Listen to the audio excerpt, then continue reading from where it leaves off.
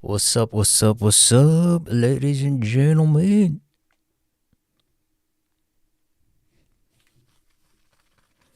Make sure to hit that like button, subscribe to the channel if you haven't already. It's been quite a while since we did a live stream here on YouTube specifically. This is a dying platform, man. If you're still on YouTube, rest in peace. It's all about X. It's all about X. XXX it is. Can you guys type yes in the chat if you could hear me?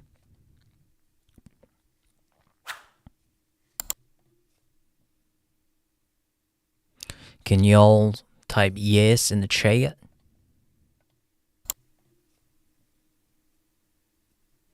Can y'all...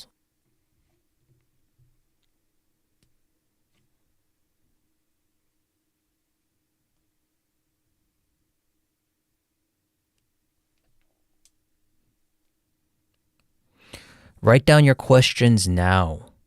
If you guys are interested in getting some kind of deeper analysis, not altcoins, but just overall questions, okay?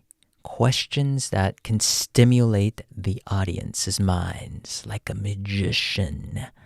Let's do it. Let's go. LFG. Type all of your questions, whatever you're curious about. I'll try to go over every single question. Don't worry, I'll try and go over them.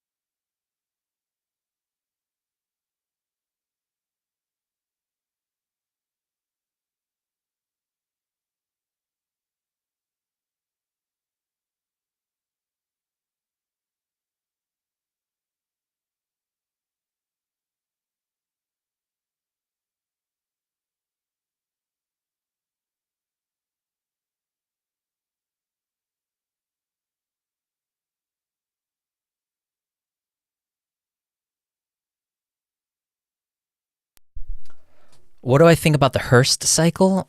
It's interesting. I mean, you know, Bitcoin, you see or you observe the shorter, medium, and long-term time frames, right? All based on cycles. This is basically it. I mean, we have a lot of data for what kind of cycles there are. You know, we see these large price swings. It gives a lot of structure to observe like potential dominant cycles. So we're seeing that. And I think the Elliott wave theory does a fantastic job of doing that. I think we're in a little bit of a different stage of the cycle, but you know, the macro relevance more or less is the same. It's stable and we're seeing these repeating cycles. The overall structure of it is good. I mean, you know, like ETFs, all these events, right? All these regulatory ideas, policies being implemented, any like liquidity changes, they can introduce very important structural breaks that kind of reset or possibly distort previous cycles, but it just keeps on going. It just keeps on going, man. And I don't know if there's of course going to be manipulation, manipulation on the short time frames. I would say that's pretty much a limitation in my opinion. It can overall, degrade the overall clarity, but the overall idea remains the same. However, we are in a different phase, which I am going to be going over in just a moment. But in terms of the practice and approach of using the Hurst cycle for Bitcoin, they complement each other, just like the Elliott wave theory, right? If you combine it with the Elliott wave analysis, sentiment, macro, they contextualize both in all these cycles, right? You gotta know how to filter the noise, all of that crap, man. It's just too much. But you have to expect cycle shifts. That's the most important thing. You got to reassess all of the cycle lengths regularly. Dominant cycles may shorten the bull runs, elongate it in corrective patterns, and we are starting to see a little bit of a shift. Slightly different. So ask those questions, ladies and gentlemen. That's a good question. Those kinds of questions that stimulate the minds. Remember, if you haven't already, like that video, hit the subscribe button if you haven't already. It does help. We're very close to the 70 like goal, so we'll start it when we do hit 70 likes. I will be going over as many questions as I can, so ask all of the questions as much as you can.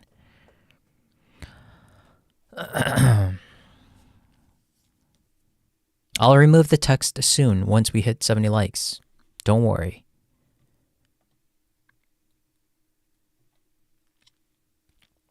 Hit that like button, ladies and gentlemen. Hit it, so we can start ASAP.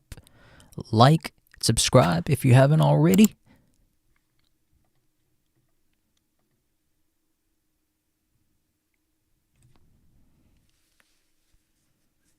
Ask all of your questions now. We already got a good question, which I just answered.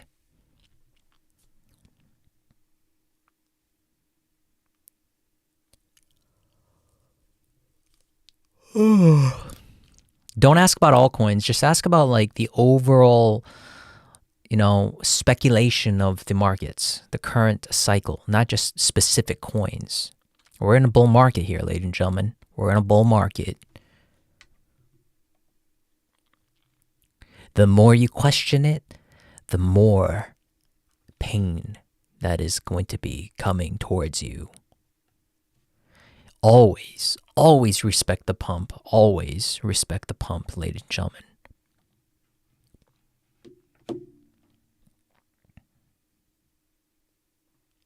We'll be going over the questions later, so the earlier the better. I might not get to all the questions, so the faster you ask the questions now, then there's a good chance that I'm going to get over the questions.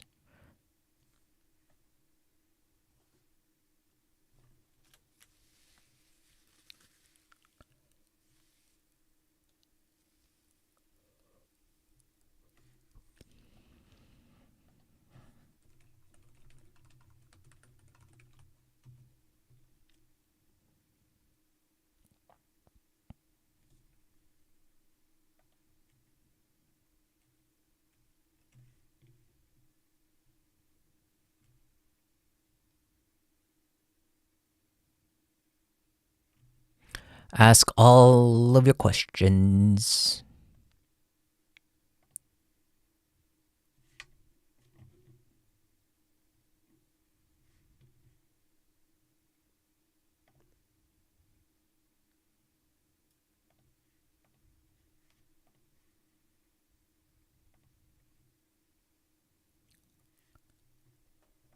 All right, ladies and gentlemen, welcome to a very long time, huh? It's been forever since we did a YouTube live stream, right? We've been on this, but we've moved on since then. We've moved into X as well. Rest in peace if you're still on X, or on YouTube. But yeah, it's great to be back here on YouTube doing a live stream. It's going to be an interesting one. We'll get over the questions, whatever you guys are asking now. Please do ask the questions while you can and you're hearing my voice. I can't go over every single question, but if you are curious about my views, you will get an opportunity to hear it. If you guys are quick enough to ask your questions now, don't ask any stupid questions like, oh, is Litecoin going to go up, or whatever coin is going to go down. Don't ask those types of questions. You want to make sure these questions have substance. All right.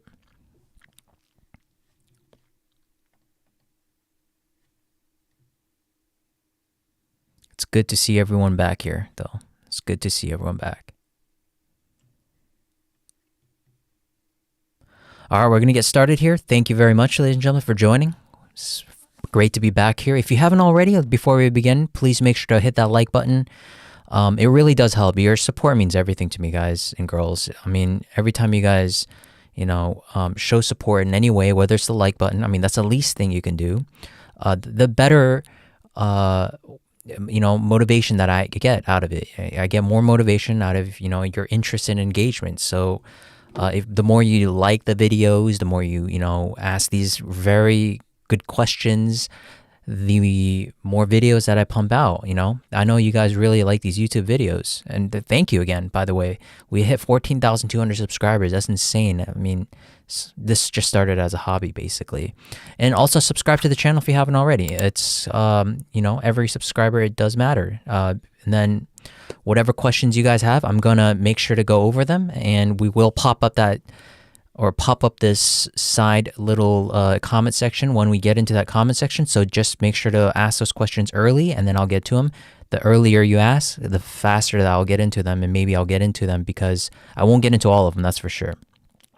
So what we're going to do here is now go over a general perspective on Bitcoin. On the macro perspective, we're going to do a top-down analysis, go into XRP because I am, a very strong bull for XRP. But then the biggest question here is, when are we going to get a pullback? I think a lot of people are curious on when the actual pullback is going to be happening, and why isn't Bitcoin pulling back even on the shorter time frames? All of those questions will be answered, but do remember we will have a Q&A question session, so please make sure to ask all the questions within the comment section, and then we will get into it. So starting right off the bat, we're going to go over Bitcoin on the larger time frames. As you can see, we have 4 respective degrees here. This chart hasn't been adjusted once. Basically, we are working with what is known to be the fractals based on the halving cycles, right? And I think this is kind of the approach or observation that many people are familiar with when they do a little bit of a deep dive and do your own research approach to Bitcoin. They want an overall macro perspective on where we may be positioned. And what we can do here is also apply the Elliott wave theory. Now, there's a few ways we can count this, but I won't go into the other alternative count that we've discussed, the diagonal idea, but we will go over this idea since everyone is familiar with it, which is the first, second, and then up to the 4th halving. How are we going to be, creating the 5th halving? What is going to happen before and after that? Well, what we can do here is, like I said, applying the wave theory, which I specialize in, by the way. I am a certified Elliott wave analyst. For those that are new here, I specialize in the Elliott wave theory, which is very complex theory, but at the same time can be simple if applied correctly. And what we have here is we're basing it on what is known as the 5s and 3s, the impulse waves and the corrective waves. And these are all respective in their own time frames, and they all kind of collectively create what is the larger time frame. And right now, what we have here is possibly the best setup for what I believe based on this overall halving cycle. And you can see here we have a 1, 2, 3, 4, 5, 1, 2, 3, 4, 5, 1, 2, 3, 4, 5, and what could be a 1, 2, 3, 4, 5 finally happening for this current cycle where we may be in that final 5th wave. All right. And these 5s are basically the continuation of the fractals that we have seen in the past. Now, I'm not saying the past price action is indicative of future price action. I'm just sitting here making sure that we can, juice up as much as we can that we learned in the past cycles, and can they be applied to the current cycle? And my answer is yes. I do think that there's a ton of evidence on why I think that there can be a continuation. And it's just based on these 5s and 3s. And you can see it's very interesting because you can see that before each halving cycle, we usually see some kind of bear market happening. It depends on how you're seeing it from a hindsight perspective, but usually, maybe quarter 3, quarter 2 of a certain year, you'll see an extended bear market happening, right? We've had an extended bear market here, bear market here, bear market here, and bear market here. And you can see they're all happening within a similar timeline within each decade, right? And you can see here, the most important thing is the extension of these green boxes, all right? Now, they're getting smaller. That's one thing that's a very important observation, all right? Meaning that this box here is smaller than this box here is smaller than this box. Now, is this box going to be this small compared to this box here? And I think that there's plenty of evidence to say that it's not going to be as this small, okay? I think we are missing another leg to the upside. And I say this with a pretty high conviction. So the first thing is, how can we provide that evidence? Well, the first idea is, again, we are working with the post-halving cycles, right? These fractals of approaches. We're seeing a 3, 4, 5 after the first halving. We saw a 3, 4, 5 after the second halving. We saw a 3, 4, 5 happen after the third halving. And right now, what's interesting is that we made a very slight shift in the timeline, meaning that this 5-wave move here, which should have happened where the 3, 4, 5 should have happened here, it got shifted here, and we saw a little bit of a ahead of schedule type of move where we saw this wave 3. Now, this wave 3 was unpredictable. I think a lot of people got caught off guard, including the bulls. I think a lot of people missed out on it, and I think that's also the reason why we saw a pretty prolonged correction for this wave 4 going into that post-halving, and then a lot of people are now expecting some kind of post-halving cycle pump. And because of this, I think that we don't have the required slope. I think we're missing a component of this green box, like I said.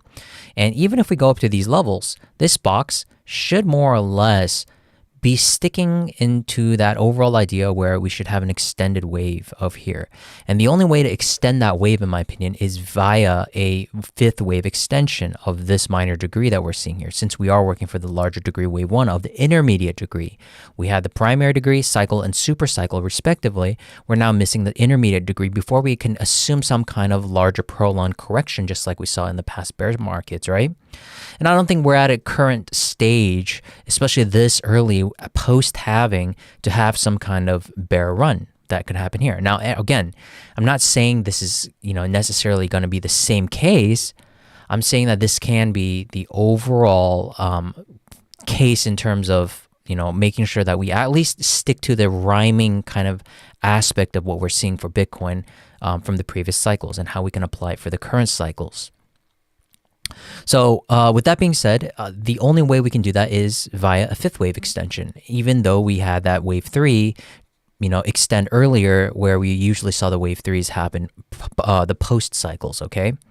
And it's not uncommon, ladies and gentlemen, to see an extended fifth wave. I think that's the real concrete evidence on how we can see it. And the reason why is because everyone was so caught off guard on this wave 3, I think a lot of people were not positioned here enough, meaning that, this is the reason why we saw such a prolonged correction for this wave 4. Usually these wave 4s are short in time each time this cycle happens. But you can see here, in terms of the time, we saw a pretty extended wave 4 in time, right? And because of that, we have to necessitate this and make it up for the loss of momentum that we saw for that wave 3. Now, wave 2 and wave 1 over here, this could have been, prolonged and, working back and forth as we saw these chops happening over here.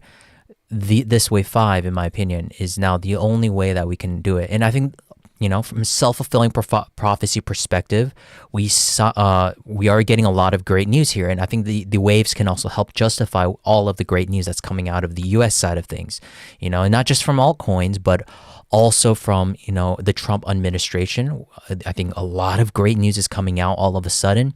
And this is all justified. And I think a lot of market confidence is coming back in, where we're now possibly going to see that fifth wave extension happening. And now people, where we originally anticipated that wave 3 to be extended, I think that a lot of people can make up for that loss of momentum on this fifth wave extension.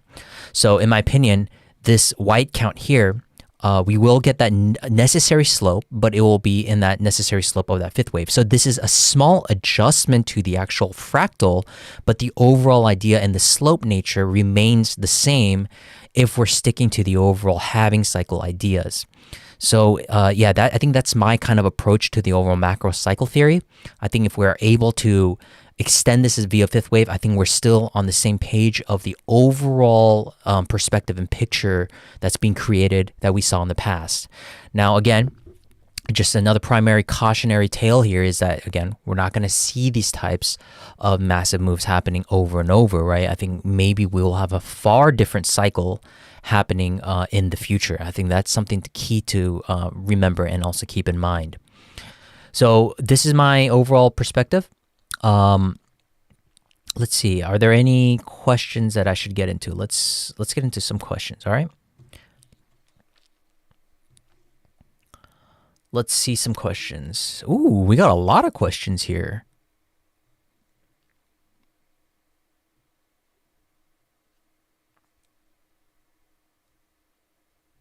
So, starting off with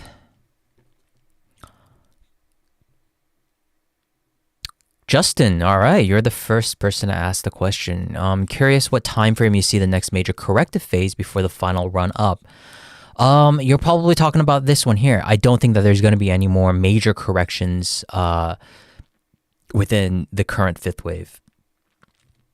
Now, like I said, the fifth wave extensions are very common within the LA wave theory. And like I said, these fifth waves that do extend, they're going to be very parabolic. That's what's going to make up that slope. And, the importance of this is that we're going to see very shallow corrective waves, even for wave 1-2s. And we've seen this happen over and over, ladies and gentlemen.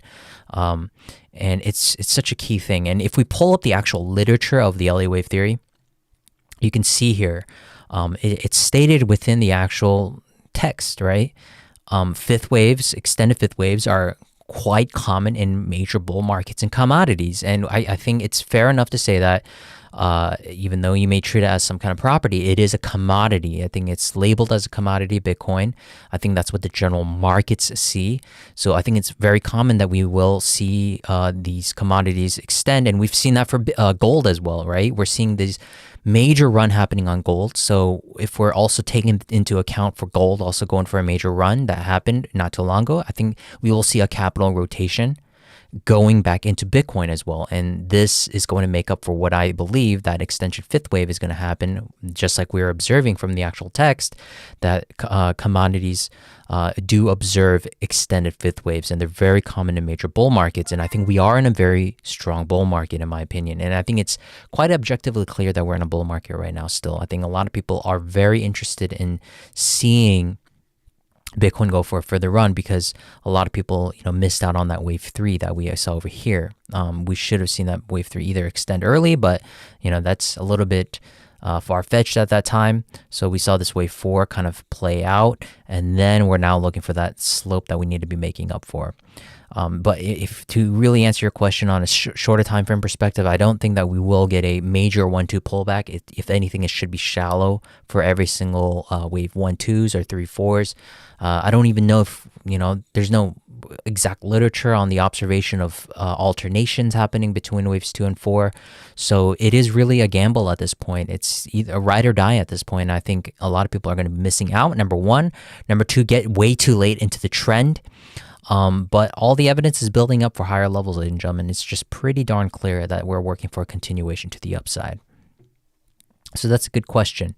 Now, Kevin is asking, the number two question is, what do you think about applying Hurst cycles analysis to the wave count? Is this anything you tried or used? Yes, I do use it, and I've already answered that question. So we're going to move on to the next question, and I'm not going to answer this question because it is an altcoin question, and I'm not going to be answering any altcoin requests. Let's go into Crypto Inspector. Would you continue buying now or wait for the bear market? I've already bought quite a lot over previous months. Thank you. I basically answered your question. I don't think that there's going to be any major pullbacks on Bitcoin. I feel BKN is asking, I feel we're in your move bullish count with a shallower wave 1-2. It would literally be one final C wave down and we're off. That could literally be days from now. What do you think with the current data? And I just answered your question as well. So you guys see, I do my best to answer these questions within the actual live stream in itself. So I think, yeah, we're going to be seeing shallow 1-2s as much as we can. Any 1-2 of a larger pullback, that will be the ultimate opportunity in my opinion. So if that happens, that might be a blessing in disguise that's yet to be happening. Armano is asking, have you already went through your thoughts in the short term? Think we're in for an ABC correction before takeoff. I'll go in the shorter time frames, but I'm just focusing more on the overall perspective, because I think at this point, ladies and gentlemen, if we're in a fifth wave extension, it's useless to talk about corrective waves and how they're going to play out. They are so deceptive, and I think we're past that stage. I mean, we had all the opportunity of this way, larger wave 3-4 over here. So we had that larger opportunity of this wave 1-2, right? So what's going to happen? I don't know. I mean, we're already within the smallest degrees of this wave 3 in itself. So anyone to pull back of any degree is going to be an opportunity at this point, in my opinion. Let's see. Mr. Fish is here. Welcome, my kind sir, the kind gentleman, where you always bow your head with that gif. Am I wrong? Now, is Polygon good to buy right now? That is up to you, my man. You made a post about tier 2 altcoins. What criteria do you look at to determine those? That's a good question. So I do determine altcoins by different tiers, meaning we have a tier 1, a tier 2, and then a tier 3. Let's rewrite that. A tier 1, a tier 2, and then a tier 3. These are my criterias on how I see it. I'll just go over very briefly, but tier 1 is long accumulation, okay? We're going to be looking for massive accumulation as a 3-4 or a wave 1-2.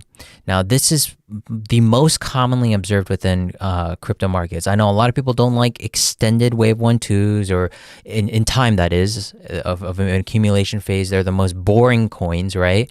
And this is the reason why we chose the right coins, because it shows not only strength within the markets, but as long as you have a large accumulation in a 3-4 or a 1-2 of the highest degree, if you're working with 3 respective degrees within a daily time frame or a weekly time frame, I think that this here is the major thing that puts it into a tier 1 coin. Just because it has a good 1-2 count doesn't necessarily mean it's going to be within a tier 1, because there are a lot of 1-2 counts that can be in a tier 2 category. So this is the first one. And then the second one is, are we creating higher lows? Okay. And that is also a very important thing, because usually you'll see higher lows being established within accumulative patterns, right? You'll usually see within the triangle, wedge of some sort, it'll be creating higher lows and then lower highs as well within the top respective zone. And because of that, I think that the higher lows, it's just a simple technical analysis approach. And sometimes simplicity is all you need, ladies and gentlemen. If you are able to utilize the simplicity of higher lows and apply that with accumulation of these Elliott wave theory with 1-2s and 3-4s, you're definitely going to have a very strong chance, even though it may be a boring coin, to have a very good chance of it doing a breakout pattern accumulation, okay, after that accumulation. So that's a very important thing as well. Now, tier 2, I don't know if I've talked about this in the past, but number 2, like the tier 2 coins like ADA, for example, Dogecoin, okay? These coins, they portray very good counts. Now, don't get me wrong, they're very good counts, and I wish I could put them into tier 1 coins, but they do pose a stronger risk against the tier 1 coins. And the reason why is because you usually will see the right look for a wave 1-2 pullback, right? And you'll usually just see a strong impulse and another 1-2 pullback and a continuation. This here is not enough of an accumulation. It's just more of respecting the actual theory more than anything else, okay? So that we will go over, for example, ADA. If we pull up ADA, you can see here that it had a very nice pullback. And, you can count a WXY or WXYZ to the downside as a larger 1-2, but it fails to meet the criteria of what is, a long time in time of an accumulation phase. Instead, it's working within a motive wave of some sort, a 5-wave structure right after. So usually you'll have a 5-wave move up in a corrective phase, and then a 5-wave move up for a wave 3 of some sort. Usually these V-shaped recoveries, in my opinion, are far riskier to get into coins, in my opinion. Whereas if you have a larger 5-wave move up, and then you have, an ABC corrective structure, whether it's complex or some sort, shows some kind of controlled pullback, and then you have a 1-2 of some sort being built up over and over and over again until the actual breakout happens. This here, a multi-year accumulation of some sort, is what you want to be looking for. And that's why we have XRP as one of the first top picks. And I think Link, for example, is also portrayed as a tier 2 coin. Can go into tier 1 very soon if it continues to accumulate within these regions. We've been accumulating for a few years. It's been creating a flat structure, and that's also a very important thing for me. So you can see there's some coins that may transition into a tier 1. Dogecoin, same idea. It's in more of an accumulation phase, but it's not long enough, and it's not showing the necessary components of these higher lows, in my opinion. Tier 3, just anything you like. Shit coins that are, that may portray a good look or may not portray a good look. It's just more of a randomized approach to how you're seeing things. A shorter time frame to portray a good picture, but the larger time frames, it may not portray a good picture. You want to dabble into these coins, not as much, but you should be definitely looking into tier 2 or tier 1 if you're really looking at a risk profile. That's very important. So that's how you're going to be looking at the tier 1 and tier 2, ladies and gentlemen. Okay. Hopefully that was helpful. Hopefully I answered your question. But right now, you definitely tier 1 coins is the only coins I'm currently in positioned. Now, what's the next question? Let's talk about it.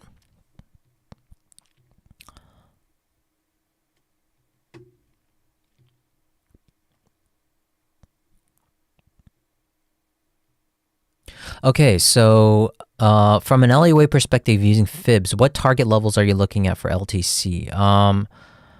I won't talk about that for LTC perspective, personally, but I'll give you an idea on how you can be looking for targets. That may be a best way to answer your question. So let's talk about it. In terms of Fibonacci targets, this could be really useful. So let's say we have a 5-wave move, okay? Now, let's say you're trying to measure this wave 3. It's very simple. I'll just do a very, key approach. Let's say that we measure from the pivot point of this wave 1 to the termination point of wave 1. And let's say that, wave 2 theoretically came down to the 61.8. How are you going to measure this wave 3? It's very simple. All you have to do is use the trend-based Fibonacci extension, pivot of wave 1, termination of point of wave 1. Boom. That's your wave 3 target zone. This here is how you're creating your wave 3. Everything works in Fibonacci respective, more or less. I think those are how you're going to be looking for targets. I'll go over that in a more detailed analysis on how to use that, but you can use my guide on TradingView as well. I have all of the guides for free on my TradingView as well. If you go down and you look into Fibonacci, if you don't know what even Fibonacci is, I have a guide on that. I talk about Fibonacci levels within the actual corrective waves and the general overall view of it. This is basically all you need. Where does a wave 2 retrace? How to use Fibonacci extension tools, etc. And then same thing with over here. You can really figure out with each length for these impulse waves as well. So that is another way of looking at it. Now, what do I think about Fibonacci time zones? Time extensions, I'm guessing what you're saying, with the vertical line plots and everything, Fibonacci intervals like 1, 2, 3, 1.168 from any significant point. Same idea as using basically the Fibonacci trend-based extension tool in a different way. But in my opinion, it's not nearly as reliable as price-based Fibonacci. I think a lot of people, especially now, I think a lot of people don't even care about Fibonacci time extension, basically at this point, because we're seeing such shallow pullbacks.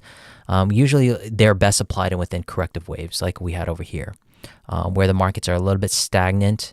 I think that is going to give you a more significant approach on how you can use it, understand the trend shifts at that point using the Fibonacci time tool. And it's just going to be more of a 10 to 20% supplement tool than anything else. I think it'll have a better confluence with the price structure using normal price-based Fibonacci more than anything else. So yeah, maybe in longer term market timings like this, you can get a little bit an easier perspective on the actual timing of it. But even that, since the dynamics are shifting, just like I explained this wave 3, ahead of schedule, that's already giving us a little bit of a different shift in the fundamentals of how we should be approaching Bitcoin in a price action perspective as well.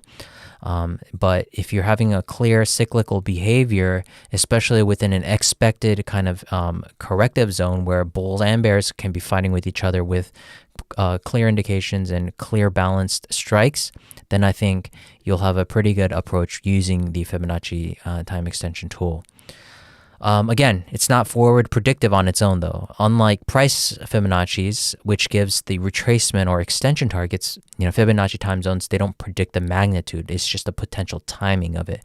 So I think it's really less pronounced in terms of the actual way of how you should be looking at it. And it's very hard to backtest quantitatively. It's extremely hard.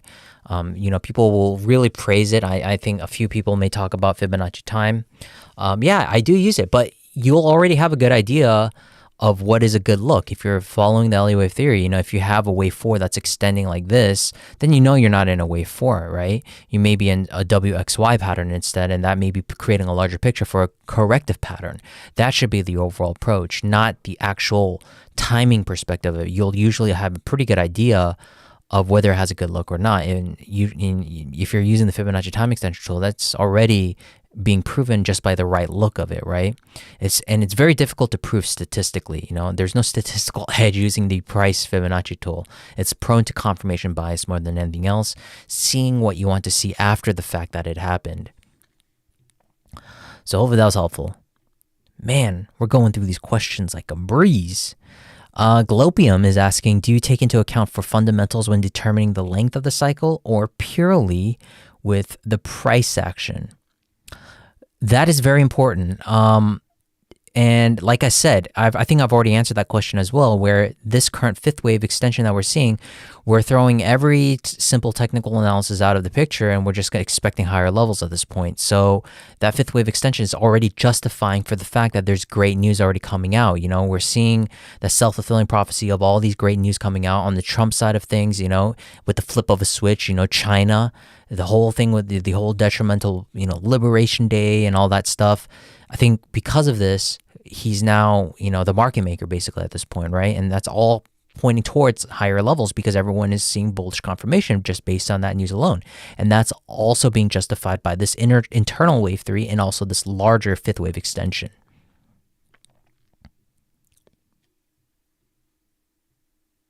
Am I familiar with Gann's seasonal dates, and are you using them for the end of the Bitcoin cycle? No, I am not using the Gann cycle theory at all, but I do dabble into it. I know the Gann man on X also. He's a good close guy of mine, a colleague, I would say, on X. He also gives some pretty interesting thoughts on it, and it's been pretty accurate. I'm not really sure on how the actual statistical validity of it, but it is interesting to use or look at it from time to time. Poto is saying, I feel like this will be the last bull run for cryptos and US stocks. Am I wrong? Yes, and no. I mean, it will continue for forever, basically, until you're dead. But we will have a larger pullback. We're going to have a large bear market, in my opinion. But right now, at this current stage, just like what I've given in my opinion, that since this wave 3 happened so early and we're now trying to make up that slope for this green box, I think a lot of people who are expecting at $120,000 to $130,000 to be rejected, I think even the bulls will be even more surprised than they did on this wave 3. And I think we're going to see a massive extension for this wave 3, and it's going to be far more bullish than anticipated. Now, this is just a working theory in my opinion, and we can always reject at these levels because we can have a technical fifth wave ending here. But I personally can't find a way to end this fifth wave if we do create a new all-time highs. I think we need a little bit more of a pattern creation here, maybe some kind of ending diagonal. We're going to have to lose a lot of momentum at these levels over here. But in my opinion, just a simple approach of, price compounding, it's not much of a high level away, man. We're only 150, 200% away just to get to $300,000. That's not that much. I mean, it's much more difficult to go from 15,000 to the current levels we're at. That's a 500% push, right? And that's the power of compounding. A lot of people really don't understand that at higher levels, it's much easier to go from $100,000 to $200,000 than it is from $15,000 to $100,000. So something to keep in mind. Now, BKN is asking, is there a deeper level of advanced analysis that you wish you could share more of, whether just more advanced Elliott wave or synergistically applying other edges like order flow concepts, etc.? Now, order flow concepts is interesting in my opinion, but I think they don't give you a clear if in that scenario. You can sit here all day and talk about what kind of, order flow is happening within the markets. You can get a pretty good dissection of what's happening within the orders. Like that may create some kind of market psychology strategy, but it doesn't give you a clear if in that scenario like the Elliott wave theory, This here, where you're seeing this move here, you have clear invalidation levels and validation levels. It's very clear. And if you're able to stick with and adhere to the actual rules and guidelines, you're going to have a clear advantage over everyone without the need for even order flow analysis. Now, is there something else that I may take into consideration? Sure. I think ICT concepts is a very important concept that I really like to, I've been studying that for about 7 years now, 6 years now. Yeah, 6 years or so. But that is a very interesting concept because it takes into consideration of liquidity, right? It's a little bit deeper. It gives you a real clear if in that scenario approach, and the wave theory does a fantastic job of also working side and side with that as well.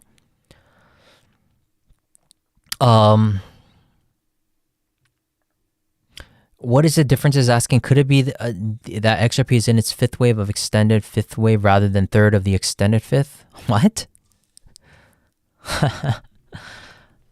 Could it be that XRP is in the fifth wave of extended fifth wave rather than the third of the extended fifth? No. Now I understand the question. We'll go over XRP in just a second. So tune around if you guys are still here, man. Make sure to, stay around because I'm going to go over everything for XRP, possibly other coins that you guys are maybe interested in. So stick around, man. Stick around. I'm going to go through all the questions first. I'm going to do the Q&A now, and then we'll go over the altcoins as well.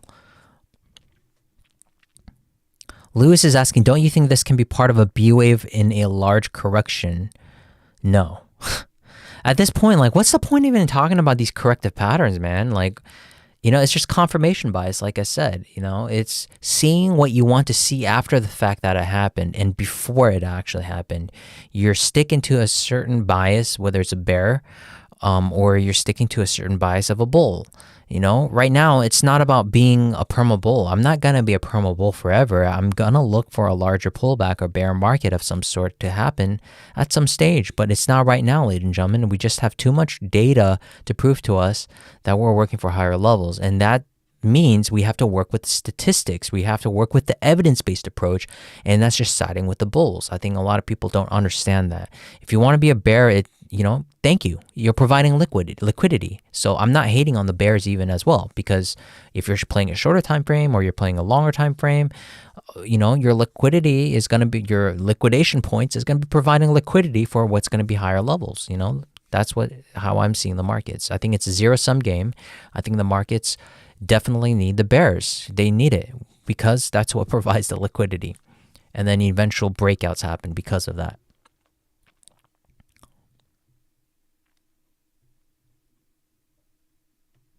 BKN is saying, I know you surely use cash as a tool for accumulation, but have you also used inverse perpetual funding short from the top of the bull, held long-term throughout the bear market? Of course I have. Funding fees and everything else is very important if you're strategizing, your futures perpetuals accounts. That's without a doubt. But spot always wins, ladies and gentlemen. It's the reason why simplicity always wins. Thoughts on, where is he?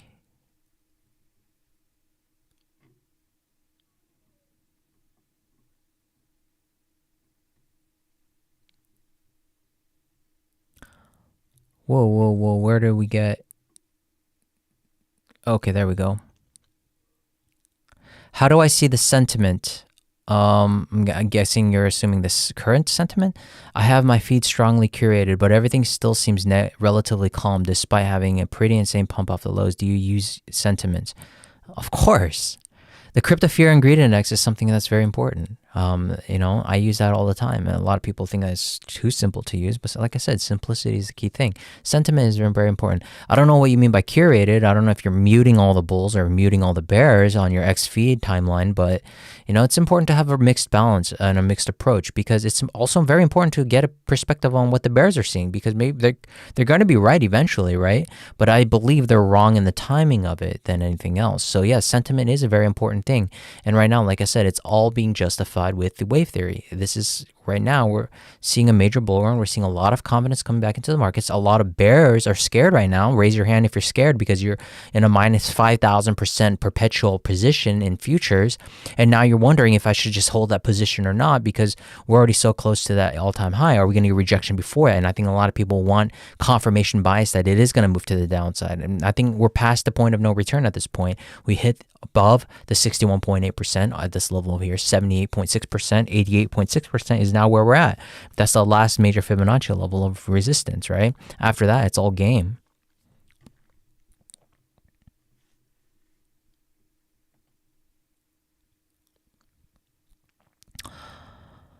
Hi, Eric. What do you think about an ABC correction from 2018? Are we currently in a wave B? Technically entered to wave C and wave B. What's to follow after is like COVID, like a C wave. Well, you have this over here, right? The COVID crash over here. So it's an ABC. It's a three-wave move. We got a strong V-shaped recovery out of that.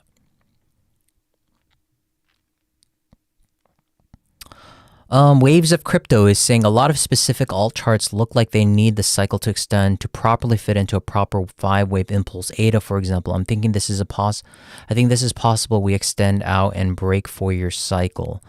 Yeah, I agree with that to an extent. I do. But I think that we have to be, 1 or 2 steps ahead. I don't think we need to be 15 steps ahead of ourselves here, predicting too far into the future. Like I said, it's more of a self-fulfilling prophecy. If you feel like that's the case, then all the power to you. But again, I think a lot of altcoins do look fantastic, but I think we're also in a stage of the markets where it's a selective altcoin market where only a select few are really going to go for a massive run. And that's where everyone's placing their bets. In my opinion, I think it's XRP, these breakout coins that has been creating higher lows, that tier 1, 2, or 2 list that I mentioned, that's exactly what I'm talking about. Everything is like a puzzle here, man. Do you think Bitcoin is going to remain highly correlated with the NASDAQ, considering the NASDAQ might enter a multi-year bear market? I don't know. That's the most difficult thing, because Bitcoin has been correlated with I think you meant the S&P 500, right? Now the NASDAQ. It's been very heavily correlated with the S&P 500. And right now the S&P 500 is technically still in a bearish correction, but at the same time, it can also be in a hybrid of some kind of 1, 2, 3 wave where it can work for a continuation, right? So the bulls definitely need some pressure to put into the markets, but it has correlated. But right now, I think there's all the window of opportunity happening right now where we should be working for a continuation for both the S&P 500 and also crypto markets. I'm highly bullish. How do you manage to maintain a bullish bias at market bottoms and a bearish bias at tops? And when a wave count seems to be missing one more low or high, how do you shift your bias so quickly? So that is a very good question. There's a mix of the medium time frames and the higher time frames. When you're able to identify, like I said, you have to have a balance of approach here, not just using the wave theory. Now, the wave theory is just going to be giving you the clarity, but the simple technical analysis, if you have a good grasp on how momentum works within the markets and where you can be able to identify possible swings, then you're going to be invincible, meaning that if you're able to count, let's say that, you're in a wave 1, 2, 3, and then you're in a wave 4, and you're expecting kind of 5th wave to the upside. You're nearing the end of a bull market, right? When you have a pretty, objectively clear 5-wave move, right? Or at least 4 waves of the 5. You want to be looking for divergences, right? You want to be looking for divergences on the daily time frame, the 4-hour time frame, and if those are all kind of matching up, you have to also apply patience. You don't want to confirm it too early. You usually want to confirm those candles, 14 to 15 different extra candles just to kind of confirm things.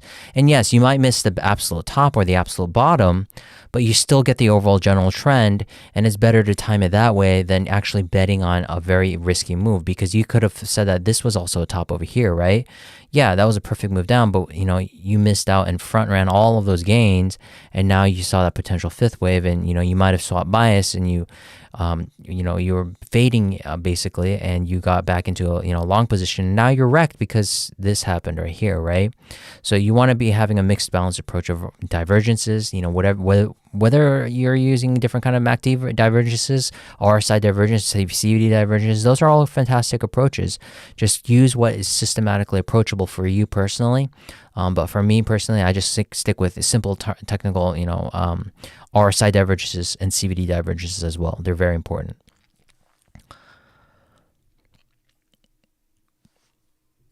Let me get a drink.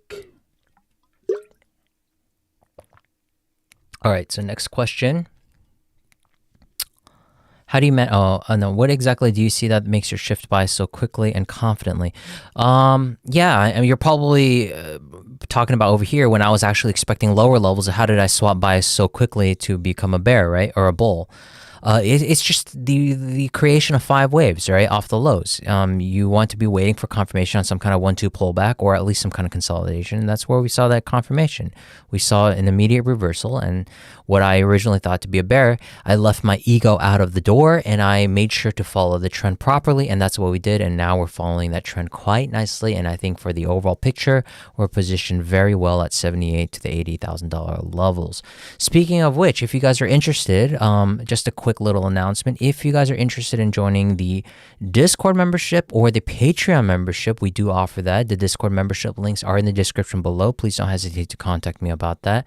We do offer a Patreon as well, where I do 2 updates a week, Wednesdays and Fridays. Patreon members will be updated today since it is Wednesday here. But those are very easy ways to get a little bit more detail and clarity onto the markets that I'm currently seeing, and with a little bit more conviction into those ideas and analysis. You'll have a more approachable situation in my point of view. If you feel like you've been following me with my free analysis and all these free alpha that I've been giving out, yeah, you can get a little bit more of a clarity, not just with the free analysis, but also with the analysis that's provided within the Discord and also in Patreon. We have been operating since 2018, so something to keep in mind. Now, another thing to keep in mind is also how we're going to be seeing altcoins, and we're going to be going into that in just a second, because I also do share my personal positions within the Discord membership. So we'll go over that in just a second as well. But all of you know the reason why I chose XRP for this cycle, and that is the biggest holdings that I have right now. Now, Danielle Ravisky is saying wave A 110, okay, whatever, boom. Wave B retracement, okay, boom, boom, boom, boom, boom, okay. I don't want to go over this. Mike Golf is saying in the last month we've gone up nearly $22,000 without any correction. Are you saying that we're not going to have a correction, $83,000 to the, and then to $105,000? That I don't know, man. I simply don't know. All I know is that we're going to have shallow corrections, and the markets has already proved itself. If we go to the current, short time frames, I think it's a good time to actually talk about it. So that is a good question.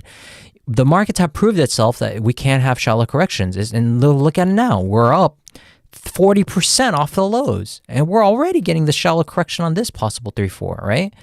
Like, this is what I'm talking about, those shallow corrections. That's very commonly observed within these fifth wave extensions. We haven't even retraced the 236 Fibonacci. Yeah, the 23.6, the absolute minimum Fibonacci retracement for a wave 2, right? Absolutely insane. That's absolutely insane. And that's the whole thing about this. This is what creates the liquidity. A lot of people miss out. A lot of people will FOMO into these wave 3s, right? And that's what creates the overall parabolic slope even on the shorter time frames. A lot of people miss out because they were expecting lower levels of Fibonacci levels. Even I was expecting that, right? But the overall trend remains still true to the impulsive nature that we created a 5-way move up to the upside, right? It's pretty objectively clear that this is more impulsive than it is corrective. So I think that we are going to be working for higher levels. I think there's no point in talking about a bearish scenario at this point right now because we did retrace up to the 88.6%, and there's just how much higher probability that we've already breached that 88.6%. We're already retesting it 3 or 4 times now at this point, right? There's a pretty good chance that eventually we're going to break up. We will get a rejection at some point. After a 5-way move, you're going to look for an ABC pullback at some point, right? So that's something to keep in mind. But it's designed to fool you. That's the whole point. This should be seen as an opportunity instead of a hope, right? And that hopeful kind of tactic where we eventually get that 1-2 pullback where because we had like a 50 to 40% move to the upside already, a lot of people are expecting this to be the bearish reversal when in fact it's not. It's an actual opportunity by the dip opportunity because you're able to identify a higher wave 1-2 that has higher probability when you're able to narrow it down as much as you can from the scenario perspective. So what's next?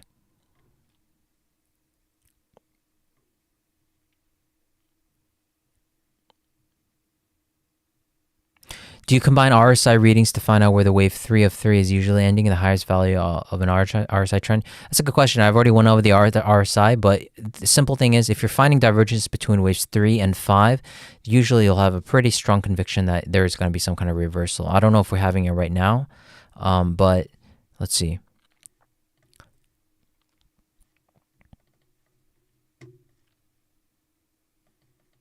Yeah, so wave 3, it's very strange. I don't know even if this is even the wave 3 here because we might even have to put it higher. That's the whole problem with this. And this may be just being some kind of market inefficiency of an internal degree.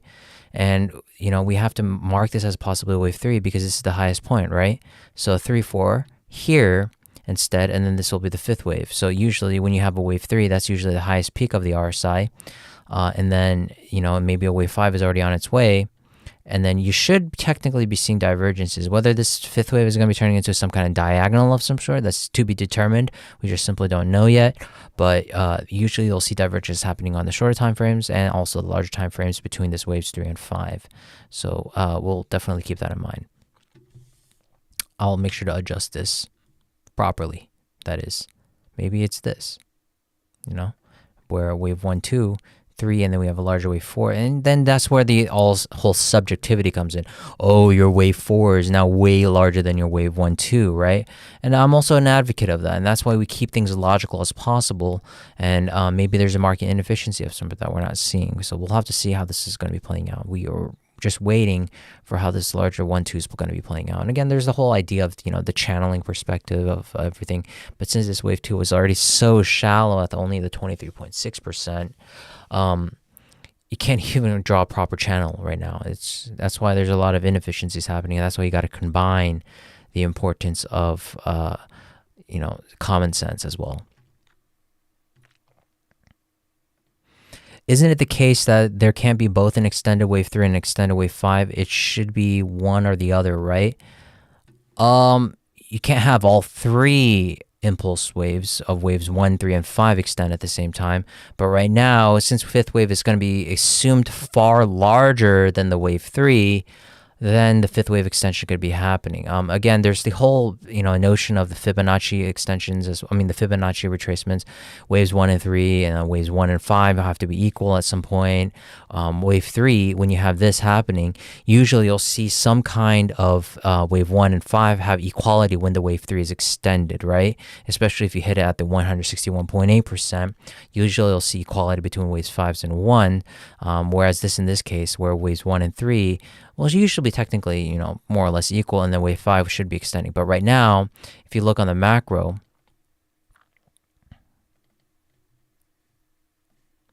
wave 3 was extended, but we're also expecting this wave 5 to happen. There's absolutely nothing wrong with having this 5th wave extend. There's no breach of rules, there's no breach of guidelines, and there's no hindering of the guidelines. So we can have every right to extend that this is a 5th wave extension.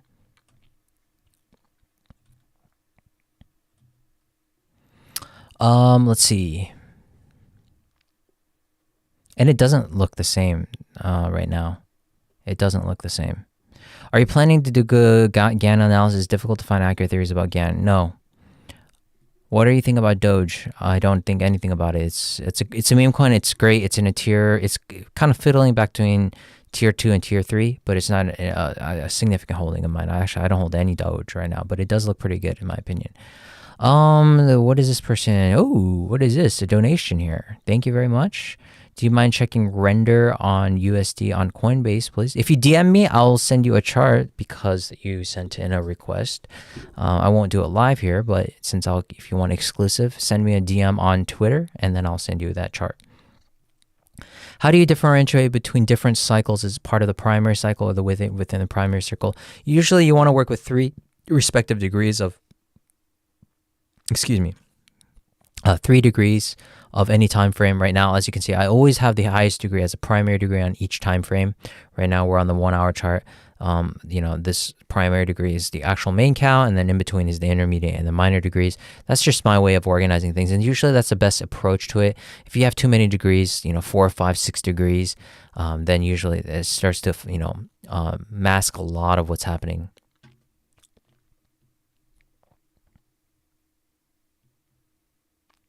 This is going to be random, but can you talk about your music career? I know you mentioned you came from music.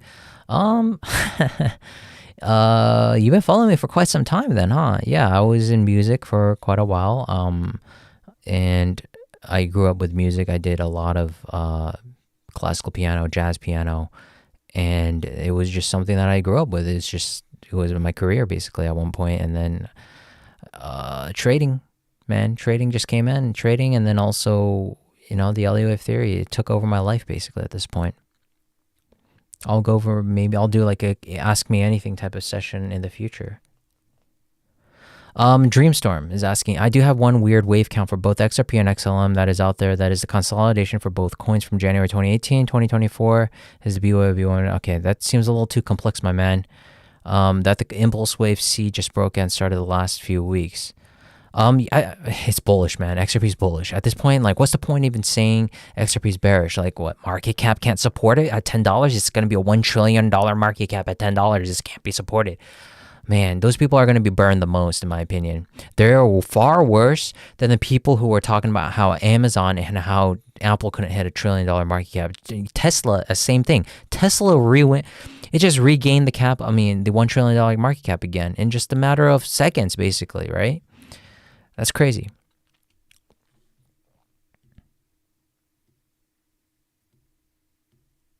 Can you talk further about why you don't regard hidden RSI divergences as useful? They're useful in their own regard, BK, and I think hidden divergences are great for understanding trend continuations. If you have hidden divergence, it's great for understanding the trend continuation, but it's not a if and that all type of RSI divergence momentum indicator where it gives you a perfect entry or some kind of swing position. If you have a large hidden divergence of some sort and price is kind of working against it, it's kind of like a CVD divergence in its own way. But it'll give you that, okay, maybe if price is going down, but there's great hidden bullish divergence, and it's large enough and significant enough, and there's a lot other evidence pointing towards higher levels, then you have a pretty good idea of confirming that hidden divergence. But there's no statistical approach on whether there's a very high hit rate for these hidden bullish divergences or bearish divergences. Usually those will play out in its own regard, and it's usually confirmation more than anything else. All right, let's talk about XRP, my man, my ladies and gentlemen. What am I seeing?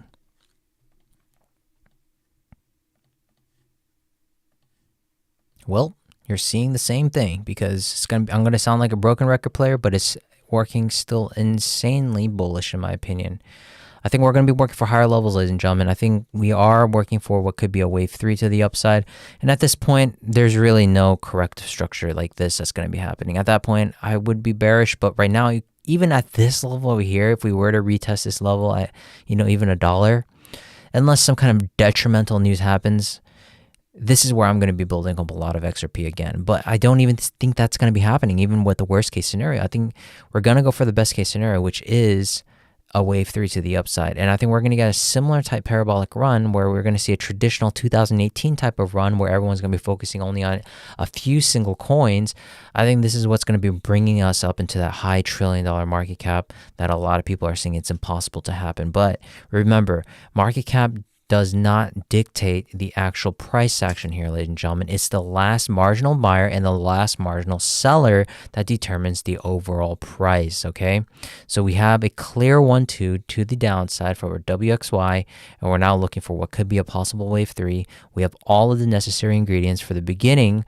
We're just kind of warming up that water, we're boiling that water, and we're about to add the ingredients, which is going to be the liquidity, in my opinion.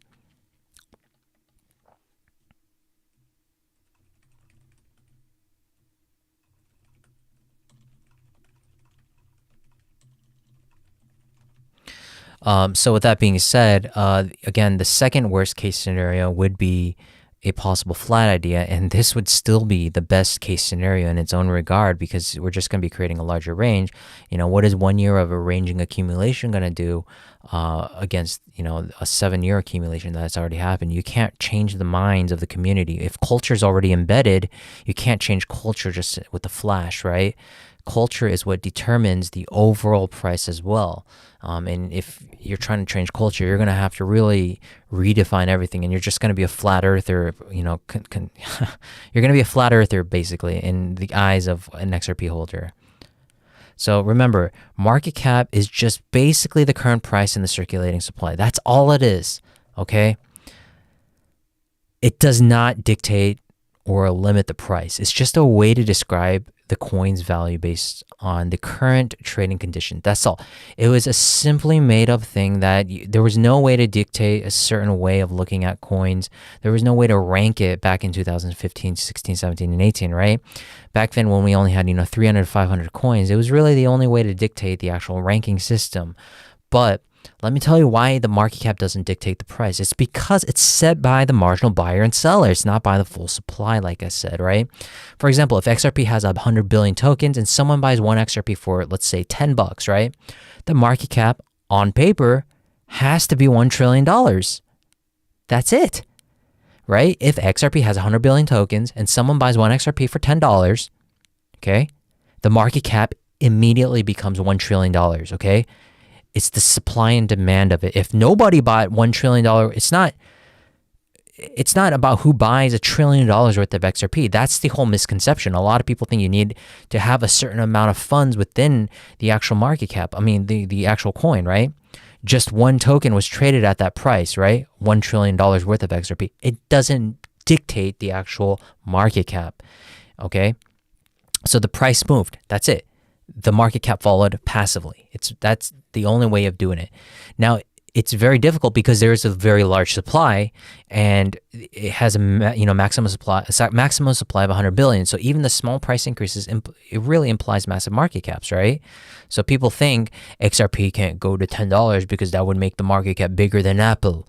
But then, that assumes liquidity and distribution are equal. And they're not. That's the whole point. It's an illiquid supply where a large portion of XRP is locked up or inactive, right? It's not actively traded at the same time, right? So the circulating supply doesn't reflect the true float of what's happening for XRP. It doesn't mean that the price is actually equaling the whole valuation, the actual full valuation. Most of the supply isn't even being priced in real time if you really think about it. If you try to actually sell billions of XRP at once, the price would crash due to the slippage, right? So that's what determines the price. It's not about how much money you put into actually XRP. So what actually dictates the price? Like I said, supply and demand. On the open market, the order books. The order books is what's matter. That's what's the most important thing, right? The liquidity then follows it. How many of the buyers and sellers are there? How deep is the market right now? Speculation and sentiment. That's also very important, right? And especially in crypto. Narrative, the hype, the use cases, all of these things is being lined up and very functional for XRP. We have a very strong narrative, right? We have all of the hype from a community perspective. We have all the use cases, banks, right?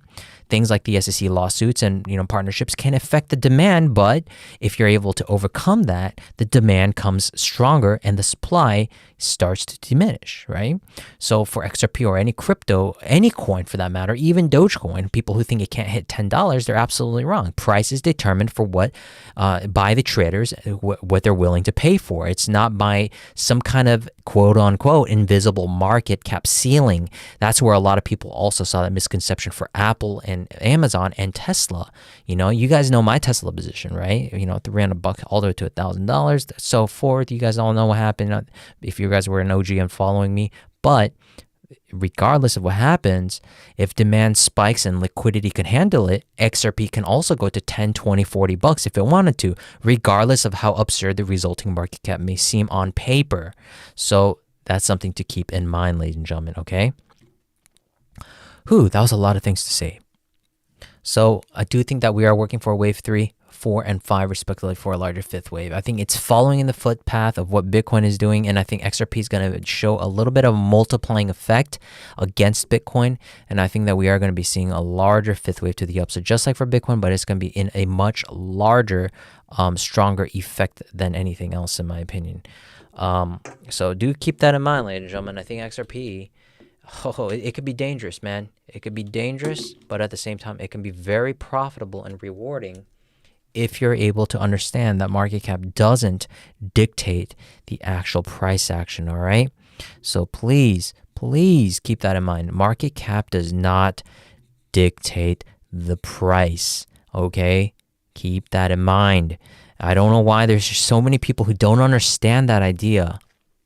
They continue to say it, but they don't give a clear answer to it. If you can prove to me why it can't hit $10, if you can prove to me, I will be a believer. I will follow it if there's evidence-based approach to it. But just simply saying that, $10 a $1 trillion market cap, and that's very high, yeah, there is some kind of substance to it, but you don't have the if and that and then, right? So keep that in mind. Now, what does this mean? Since Litecoin was in a large accumulative pattern, what am I also seeing for other coins? Is there any other coins, or are there any other coins that show similar types of pathways? Absolutely. And if you guys have been following me for quite some time, Litecoin, bada bing, bada boom, we've been talking about this triangle accumulation pattern ever since we've been building it from over here back in 2024. We got that move up, we got that move down, all in simple zigzag fashion of a D and an E wave. That all these are now corrective waves. We're now looking for that massive breakout possibly to happen very soon, and I think that this is going to be a continuation to the upside, just like we saw for XRP.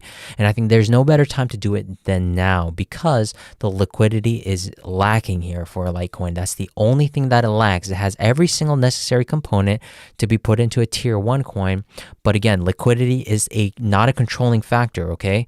But the controlling factors are that it has higher lows being established. We have all zigzags being accomplished for this larger triangle, and it's really the only way of seeing it. And I'm not even being ambitious here, ladies and gentlemen. A lot of people are seeing this as 1 2 1 2s, right? I don't even see that happening. I think that this is a larger triangle being made. I don't think that this is a bearish accumulation. This move here, it didn't create a new higher high. It could have been a completely different story, maybe created a 5th wave at that point, and this could be a continuation of some kind of WXY, but that's not the case here. So I think that this is a continuation pattern, in my opinion, a breakout pattern. And I think this is why I think LTC, in my opinion, is going to be the ones that show the best type of accumulation pattern as we speak.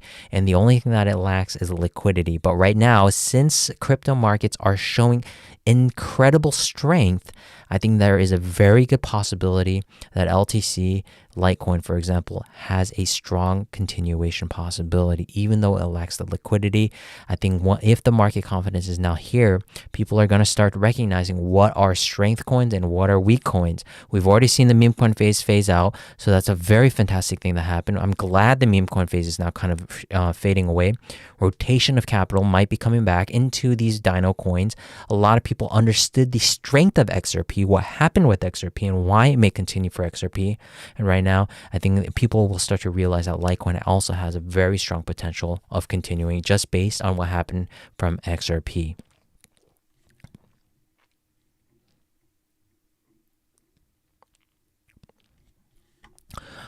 So that is my overall view.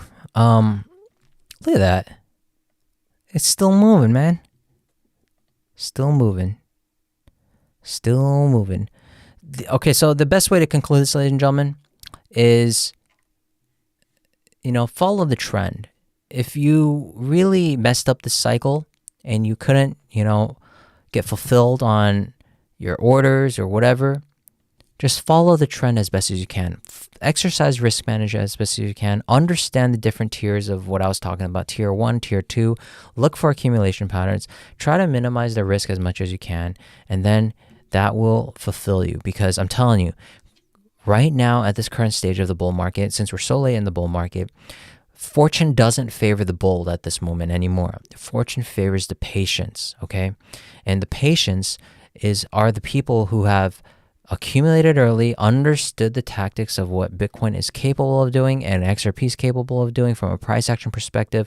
These accumulation patterns, people understand the conviction behind that. And those are the people that are going to be very rewarded. And the Elliott wave theory provides that if and then scenario with clear validation and clear invalidation levels respectively, but at the same time, it gives you the clarity of the markets that you need.